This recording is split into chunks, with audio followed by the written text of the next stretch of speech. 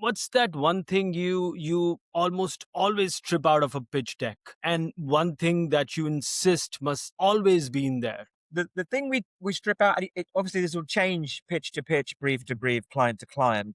But the biggest thing I try and avoid is talking about ourselves. You know, that classic bit where it goes, we've got two ears and we're going to listen. And then in a 30-minute meeting, you're on 23 minutes and you haven't even mentioned the client's name yet because you've talked about that project and that campaign and that thing you did and those awards you won and that FE.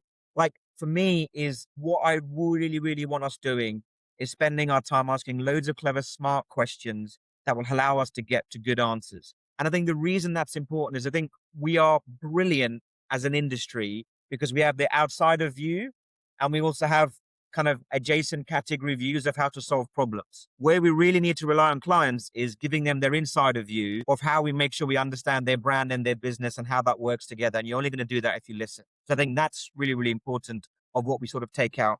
The second part is, again, coming to a full stack ecosystem like Vice, it's delivery, right? How many meetings have you been in where leader introduces the team, this is what we're going to do. Planner talks about the strategy, creative talks about the work, someone comes and wraps up. And in the last 3 minutes, the account director goes, don't worry, it'll be on time and it'll be on budget. Bye. Right. And I try and flip that. And I remember we were pitching to a kind of fashion house. Right. And the CMO said to me, listen, and we presented some really, really cool ideas. And he said, no disrespect to you, Brad.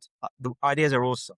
But what really, really makes me believe in this offering is when I look at Beastie Boys documentary for Apple, right? Gangs of London for Sky, the F1 soundtrack for Universal and the crew around the F1 movie. I know that you guys are going to deliver. I see amazing ideas all the time. What I really, really need help with is people who can absolutely deliver.